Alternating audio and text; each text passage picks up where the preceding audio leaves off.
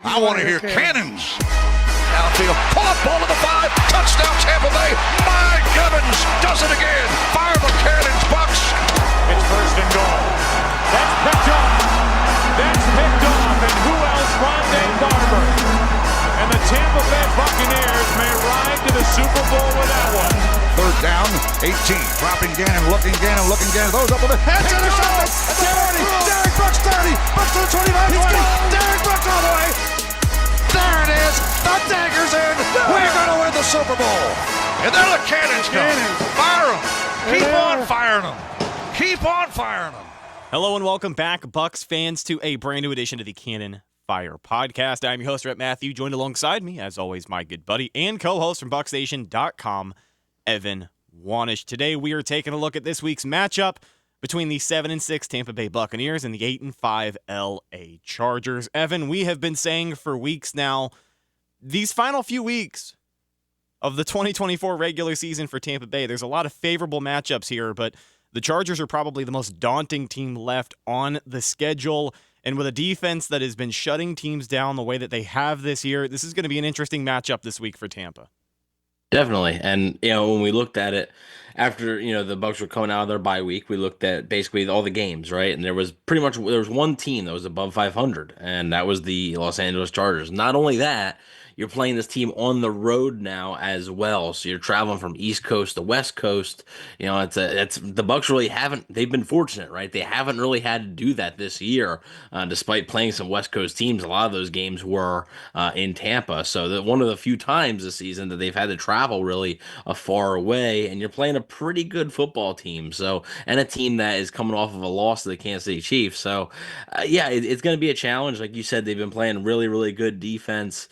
Jim Harbaugh, has got those guys playing, hardball football, basically, right? They're a really good running football team. They play strong defense. They're good up front and on both ends. So it's going to be a challenge, and the Bucs are going to have to play, much better than they have the past 2 weeks. I mean, quite frankly, they have basically, escaped with victory against Carolina, and then just were able to outlast Las Vegas. So they're going to have to play much better in this one if they want a shot to win. Yeah, both of these teams in a similar situation as well. The Bucs winners of their last 3 games, but still in the middle of a crucial playoff hunt. I think playing the most meaningful football they have all year, every week feels like a playoff game. And for the Chargers, I know they're in the AFC, but it feels very similar, where they've won 5 of their last 7. I know it was a disappointing loss to KC last week, which we kind of predicted. But, they are playing inspired football as well. And yeah, you brought up Coach Harbaugh. When you got a head coach like that, he's got his guys, playing very well this time of year. Justin Herbert playing really good football this year. He's taken care of the football, I think, better than he has ever in his NFL career. And they're fine-tuning him. For a first year under a new head coach, I know that this is a guy with some NFL chops under his belt, but the Chargers are definitely trending in the right direction here. No, they definitely are, and it's been a good turnaround, right? Obviously, in year one of the hardball era for them, it's been really good, and they're playing a certain brand of football that really it works in December and it works in the playoffs. You got to be able to, yes, passing is critical, but you got to be able to run the ball and you got to be able to play defense in the playoffs. And the Chargers have been able to do both of those things so far this season. That's exactly why they have the record that they have right now. So, they've lost the games that they've lost have all been pretty close. They've been in the games. It's a challenge. And like you said, every game for the Bucs is like a playoff game now. So this game means a good bit to Tampa Bay, even though a loss wouldn't crush them. But this game still does have pretty significant meaning because now the Bucs control their own destiny, right? The Bucs were able to flip the script, basically. It helps, the Falcons losing 4 straight has allowed the Buccaneers to now, if the Bucs win out, it doesn't matter what the Falcons do. If the Bucs win their final 4 games, they are NFC South champions. It doesn't matter what the Falcons do. But if you lose a game, then things get a little tricky. So there's a lot on the line here for Tampa Bay as well. Yeah, and the thing that helps, and if you're a person who looks at games like this, and if you had to pick a loss for the Buccaneers here in the few remaining games that they have, this is probably the one that you want. It's a non-conference game. It doesn't really affect your wild card standing in the NFC. You want to finish with a better record than the Atlanta Falcons. But if you're going to take a loss here, if there's going to be one, I think there's plenty of reasons for this Chargers team, for a lot of people to be okay with it. I'm not saying that's what's going to happen, but if it does happen and you're one of those people who look for silver linings in a loss, this week could be the week. This is the one where if you have to stumble, this is the one where it'd be okay to stumble a bit, right? Winning 7 straight football games is not easy, right? I know we've seen the Eagles go on a big win streak, the Lions obviously go on a big win streak. I get it, right? It's not impossible, but it's not easy to do, and because at the end of the day, this is the NFL, and it's just that those win streaks are just not pretty rare, I would say that they are pretty rare. So yeah, if you have to stumble against an AFC team, it's a pretty good team on the road, not going to kill you in the tiebreakers. This is the one to do it, right? You got 2 more divisional games coming up. Those are kind of must wins pretty much. And then you got a Dallas Cowboys team as well, which is an NFC team, could help with the tiebreakers there. So if you have to stumble a little bit, again, we're not saying they're going to, but if they have to, this would be the one you're like, okay, like you could afford a loss here, but a win would just be massive for your playoff chances. No, I think for the Bucs and what they have to prove coming into this matchup, this is a formidable opponent. And if the Bucs are as good of a team as we want to hope they are this time of year, they have to be ready to play. I expect them to be competitive in this game. So it's not going to be, all fine and dandy if they just go out there and lose by 30 points.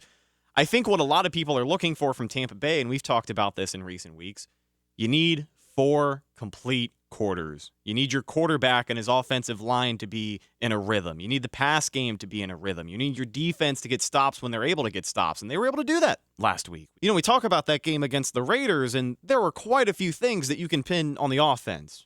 It's all about playing 4 complete quarters. When you get to this time of the year and you're inching closer to the NFL playoffs, you're not going to be able to afford a slump in the second and third quarter like they did against the Raiders. The Raiders are not a good football team. The Bucs won that game because they were able to do enough down the stretch to come out on top, despite the mistakes they had already made. You don't have that many opportunities to shoot yourself in the foot during the postseason. We have been shouting that from the rooftops these last few weeks. With the Chargers being a formidable opponent, I would say before the postseason, these division games could get dicey, but this is probably your best look at what a playoff team is going to be. Yeah, it's a pretty good litmus test, right? I think it's a pretty good test of where they're at. Look, I mean, winning 3 football games in a row is good, right? And they've put themselves back in the hunt. But at the same time, let's be honest here. It's 3 games that the Bucs probably should have won anyway, right? It's 3 games that, yes, like the Bucs were the better team. Especially with the Giants and the Raiders, they have 2 of the worst records in the NFL. Obviously, the Panthers are playing much, much better football nowadays. Took the Bucs all the way to overtime, took the Eagles to the brink, so took the Kansas City Chiefs to the brink. They are playing much better football, but I mean, let's be honest. The Bucs still. You looked at that game. You're like, yeah, this is a game the Bucs probably should have won. So, and they have. They took care of business, right? Win the games you're supposed to win. That's important in the NFL. But yeah, I think this is a good little test to see exactly where the Bucs are at, right? Even if they lose, how do they look, right? Are they competitive? Or do they clean up the mistakes that have plagued them the last few weeks? Turnovers are a big deal. Like you mentioned, having quarters where it's just nothing seems to go right.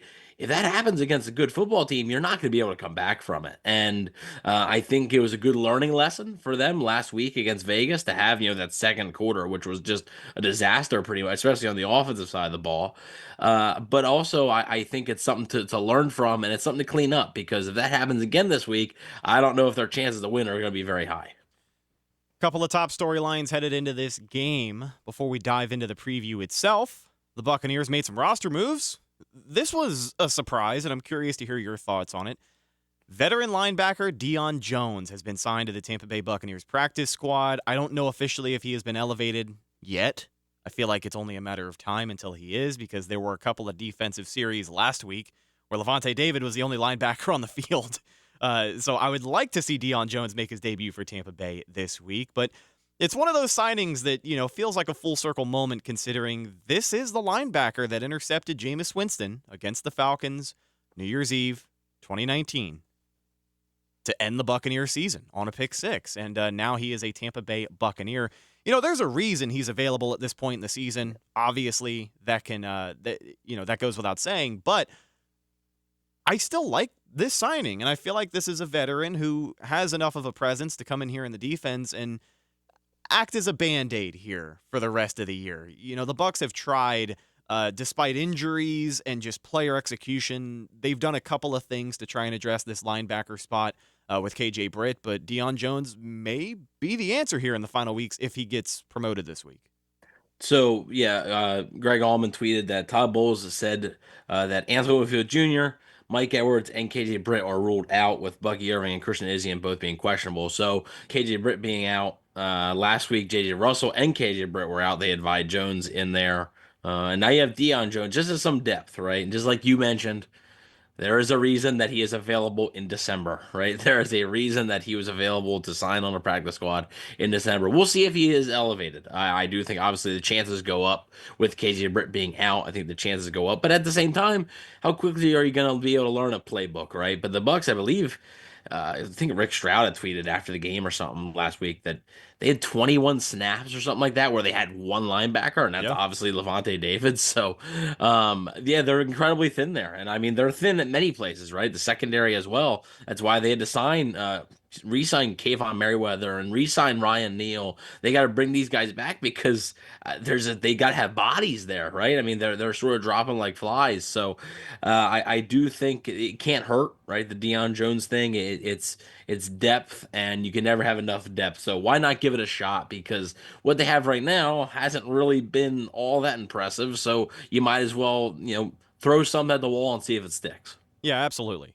Here's an interesting one for you. And I'm going to be honest, I feel like this is a story we have talked about before. We're not going to spend very much time on it because I just don't think it's that big of a need. If it were 5 weeks ago, maybe it would be a different discussion. But the Miami Dolphins released a wide receiver today. Odell Beckham Jr. back in the news, one of the most overrated wide receivers of all time, in my personal opinion. But he did have a couple of catches, I think 9 catches on the year for the Dolphins. So he is, putting up huge numbers. But a lot of people are going to ask the question, hey, the Bucs are still without Chris Godwin. I know Mike Evans is coming around. Jalen McMillan, 2-touchdown game last week, which took a lot of people by surprise. But between Sterling Shepard and Jalen McMillan, these last couple of weeks, people have been asking for another wide receiver that isn't Mike Evans to step up on this roster. I would say, after last week, Sterling Shepard has been solid for the last couple of weeks. He is, a guy who shows up when he does. He's very high energy. He's able to make some really clutch first down conversions for sure. So he is a favorable target for Baker Mayfield. Jalen McMillan starting to come around. I think the Bucs relying a lot on his stock to go up just because that's homegrown talent. That's a Jason Light draft pick right there. So maybe we can dispel this. I'm curious your thoughts on it. But Odell Beckham Jr. back in the topic book here for the Tampa Bay Buccaneers. A reunion for Baker Mayfield in the works. Yeah, so I think that's where it's going to come from, right? Yeah. I think that's where you're going to hear it because obviously Odell and Baker were both in Cleveland together. Not to mention that Odell and Sterling Shepard were also teammates in New York for a brief period of time. So I think that's where it would come from. I wouldn't expect anything. I do think the Bucs like where they're at. Obviously, they would love to have Chris Godwin back, but I think they like where they're at with what they have right now with the hand they've been dealt. Mike Evans obviously sort of, getting into form there, right? Had a clutch play on Sunday against Vegas. Sterling Shepard, like you said, has been solid. Jim McMillan with the 2 touchdowns. Let's not forget about Trey Palmer, though, as well. I think Trey Palmer is sort of overlooked sometimes in this offense. And, he hasn't been as effective this year, for sure, but his role has also taken a little bit of a step back here as well in his second year. So I think because of the presence of Trey Palmer, I think that would maybe lean me towards I don't believe this is a fit. It wouldn't shock me if the Bucs just saw what he had because they need some receivers or whatever, right? See if there's anything left there.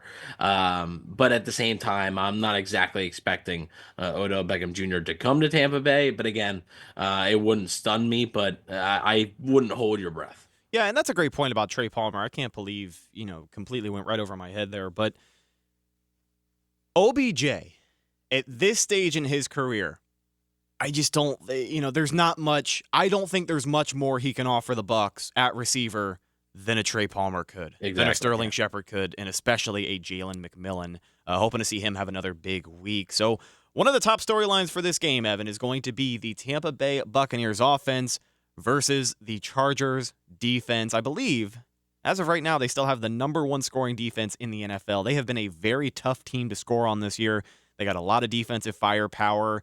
And again, we've talked about the offensive side of the ball. They got a quarterback that's playing well, so that's helping them win games. But the Buccaneers, a top 5 scoring offense in their own right, and a lot of offensive firepower. We talked about some of the receivers who need to step up. Baker Mayfield got to play a clean game this week. But overall, where is your head at with this matchup? When you look at the Buccaneers on offense, is it going to be another week where we expect Bucky Irving to get a heavy hand here and maybe come out with 100-plus rushing yards? I think that could be a nice tactic for the Bucs here early in the game. How do you think this passing attack is going to approach LA? Yeah, I don't know about Bucky just because, he's been in and out. Obviously, didn't practice, I Bleav, Wednesday or Thursday. Fair. I know a lot of fantasy owners, obviously, the fantasy playoffs are not thrilled about it. But it sounds like he will give it a go. Maybe Rachaad White's been running well, man. All due respect to Rachaad White, I definitely gave him some crap earlier in the year, and I indirectly called him one-dimensional, and he's really picking up the slack. He's proven to a lot of people, won the Angry Run Scepter, so good for him. He's been running well lately. Yeah, so the Chargers have in terms of yards allowed per game, they are 11th best in the NFL in terms of defense. But yeah, they're giving up only 15.9 points per game. So it is a very low number there. I Bleav that is number 1 in the NFL. So and there's not really a close second. I think second is a couple teams with 18. I Bleav the Broncos and the Eagles and the Lions also all have 18. So that's sort of your second right there. The Chargers defense has been really good, and it's a little worrisome, right? Because you're looking at Baker Mayfield and the turnover issues that they've had in the past 2 games. And this is something you can't really afford. You're going to have to play a clean football game in this one. And it has become a little bit of a trend, and it's starting to become worrisome. Hopefully, they can rebound and be able to play a clean game and give you that little bit of confidence. And I'm not saying that I think Mayfield's going to go out there and be terrible on Sunday. He wasn't terrible against Vegas outside of the second quarter. It was that one quarter that sort of doomed him there. But I do think you're going to have to play a much cleaner game against Los Angeles, just because it's not going to happen. You're not going to be able to stay in that game with 3 turnovers in a single quarter against the Chargers, especially with a banged up Bucs defense. So yeah, this is a tough defense, and they're going to have to get pretty creative, and we're going to see, everybody talks about, Liam Cohen, head coaching name. Well, what does he come up with, in this week, right? What does he come up with to attack a very difficult defense? And I'm curious to see what that game plan is. I don't think we saw it against the Raiders, but over under this week, 0.5 offensive snaps for Vita Vea at fullback, at swing tackle. I don't care where they put this guy. They love to have some fun every now and again and put him on the football field. Do you think that happens this week? Over under 0.5? I'll say over, because they'll good. It'll be a goal line situation. So, I think I'll say over. Why not? The Chargers, like I said, they're a stingy defense, so you're gonna need to have all the beef up front that you can get. So I think adding him into the mix when you're on that 1 yard line trying to punch it in, I think it could help. Well, and you remember, I think it was all the way back in either 2018 or 2019. We saw a Vita Vea big man touchdown against the Falcons. They were on the road. I Bleav it was 2019 because I think Bruce was the head coach. So he's got some offensive chops in his career, but I think this is probably the most we've seen him on offense in his career, at least this season. Liam Cohen loves having that guy out there, whether he's just a 350-pound distraction or he is a bulldozer at fullback. We love to see it. I think he gets on the field this week. But former Tampa Bay Buccaneers offensive lineman, Super Bowl champion A.Q. Shipley said this week on the Pat McAfee show that the Buccaneers have been running the shit out of the football on a lot of these NFL teams. And to be honest with you, Evan, I think that's going to continue this week. I was excited to talk about the run game, the increased production of Rachaad White. The last 3 games, the Bucs have had 150-plus yards on the ground. I cannot remember a stretch like this in the history of the show, to be honest, that, we've been talking about the run game all year long, but it doesn't matter who's available. You just said Bucky Irving didn't practice. He was kind of not getting as many snaps these last few weeks. It doesn't matter. Rachaad White, Sean Tucker can pick up right where they left off. I really do think that's going to be the most viable option for them this week. I don't love the idea. As much as I had Baker's back after the tough week last week, I don't know how much I love his chances trying to throw the ball 30 times this week. And I don't think Liam Cohen likes that either. Yeah, for sure. Actually, one of the weaker spots of the Chargers defense is their run defense. Actually, I Bleav on average, the Bucs are actually giving up less rush yards per game than the Chargers are. Bucs are giving up about 115.2 yards per game. Chargers are about 117.6. So Chargers are slightly more than Tampa Bay has allowed. So yeah, there may be an opportunity here to run the ball. And with Rachaad White having a good game last week, maybe they continue to feed him. We'll see what Bucky Irving. It's going to be probably a feel thing, right? How Bucky Irving feels, how much he can go, how effective he'll be. I think it was pretty early on. It was pretty clear early on in that Vegas game that Irving just wasn't going to be that effective. Yeah. So I mean, look, it's they basically sat him out for that game, right? He had 4 carries, very little snaps. He basically didn't really play in that Vegas game. So we'll see if he plays in this one. But if he doesn't, yeah, like you said, I think Rachaad White and Sean Tucker can both get the job done. Obviously, Sean Tucker had a big run last week too that really went a long way in salting that game away. So I do think there's a lot of faith in both those guys, and hopefully they can attack it. Because I agree, I don't think a recipe for success for the Bucs here is going to be having Baker Mayfield throw the ball 30, 35 times. That is, I don't think you're sort of playing into the opponent's hands there by doing that, and I don't think that's a recipe for success. The obligatory Mike Evans question on this week's game preview: 4 games left, 3 games left. 4 games left for the Tampa Bay Buccaneers. Yep. Mike Evans needs a little over 100 yards in each of those games to notch 1,000 yards on the season. I will ask you this question every week until the end of the season. Does he get his 1,000 yards? Hasn't quite been as explosive as we would have hoped here over the last couple of games. Obviously, this is a tough matchup, right? This is the toughest matchup you're going to have left. So, again, I don't think they're going to force feed him the football, but I do think he's going to get his. So, it'll be close because I think it's going to come down to those last 3 games, right? But, I mean, this game will obviously help. Hopefully, he can, somewhat get some yards here and pick up a little bit of steam towards that goal. But again, if he doesn't, he doesn't, right? Like, it's something to where it's a fun topic for fans and media, and is what I don't want to have happen. And I've seen this not really much on like our comment section or anything, but like just sort of it feels like this is what could happen is if he doesn't get it, people are just gonna completely ignore the fact that he did all the stuff beforehand too. Like he's had 10 seasons with 1,000 yards, like 10 straight. Like how difficult that is. Well, I think it's I feel like that'll be forgotten about because he didn't get it this year, and it feels like okay, if he doesn't get it, he doesn't get it, but let's also give this guy his flowers and his props here because of how darn impressive that is to begin with, that he's even in this position to be able to potentially do this. And it sounds a little silly to say that people are worried that everyone's just going to forget about Mike Evans' career, but to be honest with you, Bucs fans who are worried about the national spotlight fading away from Mike Evans, I understand entirely. I get it. I completely get it. I think it's just the Tampa effect. Mike Evans, the era with Tom Brady certainly helps a lot of these guys who were still Super Bowl champions on the roster, but he has almost elevated himself beyond even just where he was 4 or 5 years ago before Brady came to town, because Tampa's had so much elite talent over the years come and go that nobody recognized while they were here simply because they were in Tampa. So I get the hysteria that comes with that. Like, it was something that we had talked about.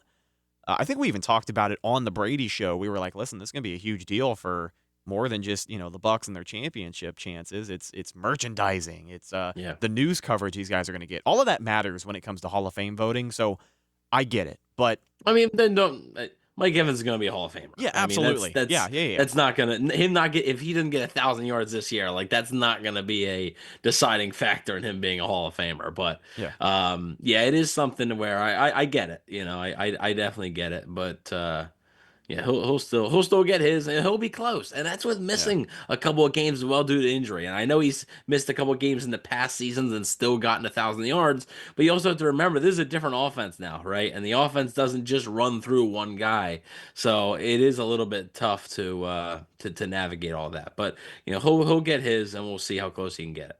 For the Buccaneers on defense, Evan, I have to ask here, how do the Bucs approach a quarterback like Justin Herbert? I know he isn't the most explosive quarterback in the NFL this season, but he's taking care of the football, and they're winning games. Like you said, they're playing that hardball brand of football where it's not the most explosive or flashy thing on television Sunday afternoon, but they are figuring out when to win these crucial games. And I think Justin Herbert now playing as long as he has, he's only been in the league for 4 years, but he's got enough experience to find a weak spot in this Todd Bowles defense, and it could be a long afternoon if they don't have an answer for him. And well, if you remember his rookie season, he lit up the scoreboard. Against the Bucs, won that game, but he lit up the scoreboard in 2020 against them. Look, I mean, the good news for the Buccaneers is Herbert is a little banged up, right? He was on the injury report with an ankle/thigh injury. Didn't practice on Wednesday. Was limited on Thursday.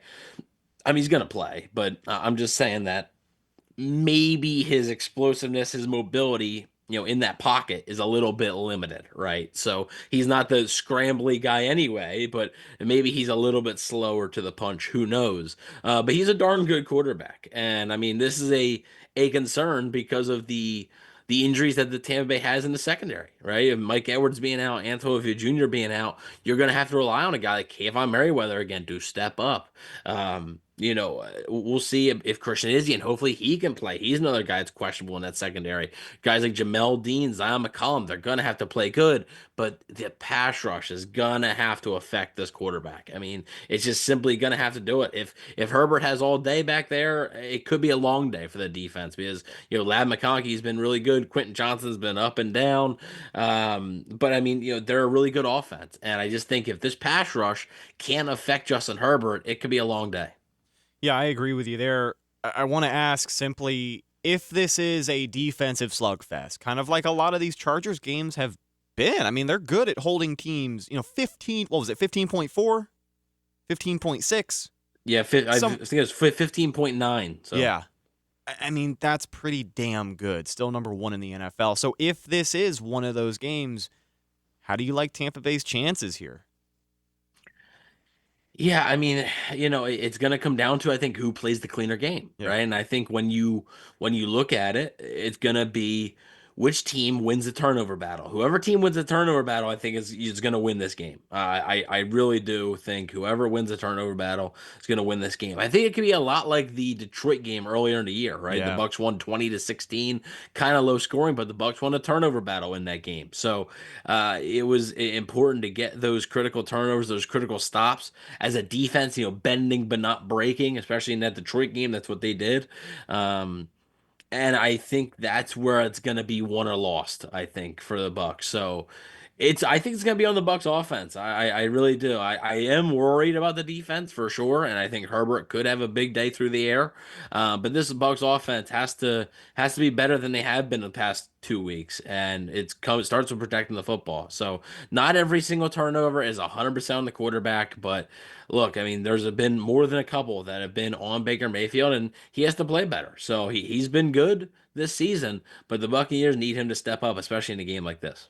I think when you look at the flow of this game, an ideal game for Tampa Bay would be control the clock.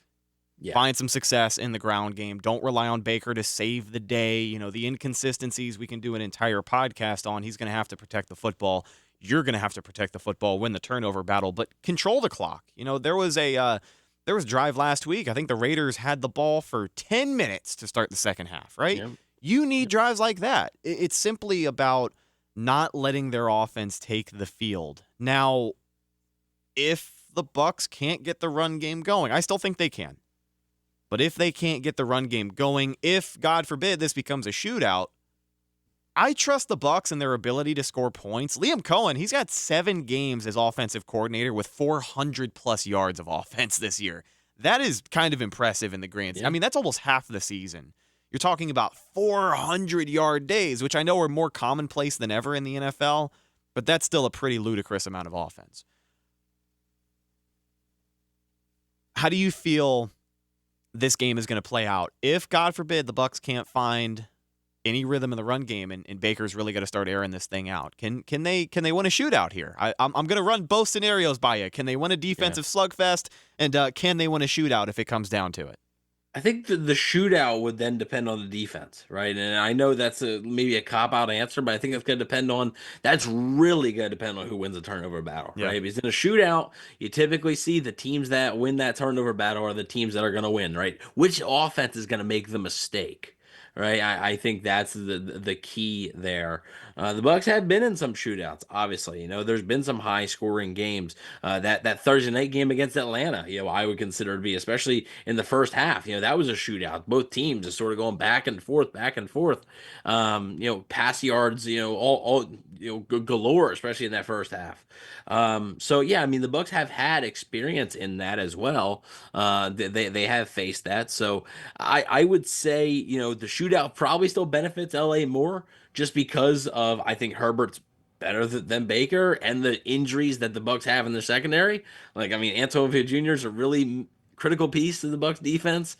Mike Edwards, obviously a critical piece, still obviously without Jordan Whitehead. So yeah, there's a lot of banged up bodies there in the Bucs secondary. I would still probably give that edge to the Chargers, but I mean, again, all it takes is one mistake by the Chargers, and if the Bucs can capitalize on that, they can walk away with the upset here. Let's do some score predictions and wrap this thing up. Bucs versus Chargers, 4:00 kickoff from SoFi Stadium in Los Angeles. How do you think this one plays out?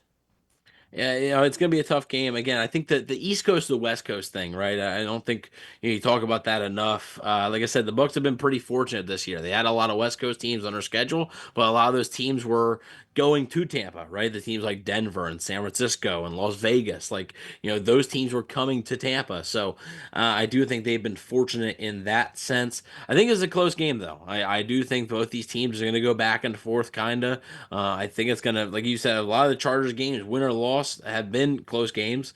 I think it's going to continue to be that way. And I don't think the Bucs are going to be blown out or anything. I don't think the Chargers are going to get blown out. So it wouldn't shock me if the Bucs came away with an upset win here, though. I do think they're playing confident football. And I think they realize what's on the line here, right? They realize that there is an opportunity, to take control of everything.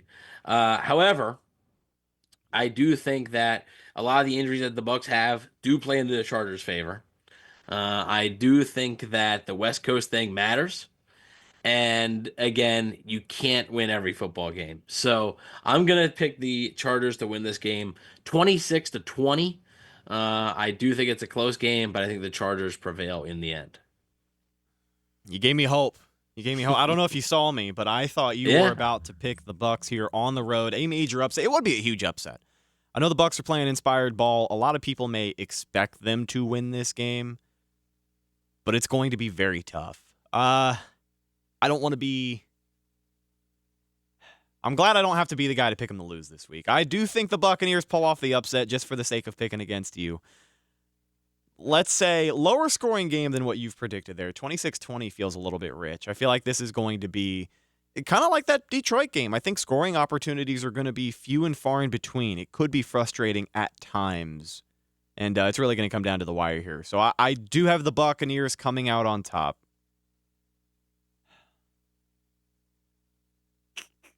Let's take a page out of that Detroit game. I'd say 21-16. I don't think it's very high scoring, but 21-16, Buccaneers on top.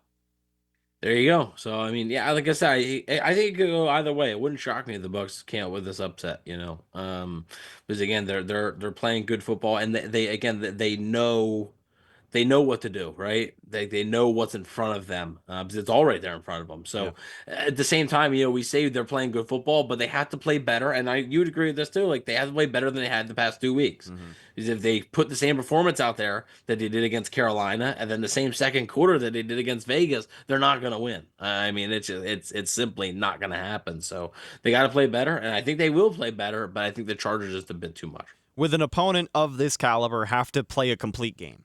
That's what it's all about. It's about riding that momentum for 4 quarters, not coming out to a hot start against the Raiders there in the first quarter. The game looked over. It really did. Like, the Raiders were a bad enough team that, shit, if they would have scored one more touchdown in that first quarter, that game would have been over. But they played down to their competition. They let the mistakes creep in. And the Raiders made it a game. Can't let that happen this week. Not with this quality of opponent. I think if the Bucs come out and they play probably their first complete 4 quarters this season, because even some of their wins, the Eagles game wasn't perfect. But if they play a complete game this week, I think they will be the better team by at least a margin of 5 points, 21-16 at the end of it. But ladies and gentlemen, that's going to do it for this week's game preview edition of the Cannon Fire Podcast. Thank you so much for hanging out with us. It is a very busy time of year, so pre-recorded episode for you guys today. Hopefully you understand. Hopefully you forgive our tardiness. Of course, we got more great Buccaneers content coming your way to get you ready for the game. Between now and the end of the season, we're not going away by any means. It's the holidays. You gotta make some time to make some time at this point of the year. But Evan, any final thoughts here as we wrap things up? No real clear final thoughts. Just like I said, it's gonna be a good litmus test. I'm curious to see how the Bucs look against a playoff team. Well, what I Bleav to be a pretty good team. So I'm curious to see how they look. Absolutely. You can follow our show on social media, Facebook, Instagram, and Twitter. All of those are Cannon Fire Podcast. Best place to go for updates on the show. And, of course, Tampa Bay Buccaneer news as it happens. Speaking of Bucs news as it happens, you can follow my co-host Evan on Instagram at Bucs_daily. You can also find him on Twitter at EvanNFL and check out his written work at BucsNation.com. What have you got in the hopper this week? Yeah, gonna have the Q&A and then also reactions following post game. So stay tuned to BucsNation.com for that, all that good stuff. Last but not least, you can find myself, Instagram, and Twitter at Retticus, RHETTAKUS. If you follow me, I will follow you back. But we will talk to you guys on Sunday, right after the game, youtube.com/Cannon Fire Podcast. Win, lose, or draw, we will be live taking your phone calls and breaking down all the action from the Bucs versus Chargers. Should be a great game. Looking forward to that show. I'm your host, Rhett Matthew, signing off from my co-host, Evan Wanish. We will talk to you in the next one. Until then, and as always, thank you for listening, and go Bucs.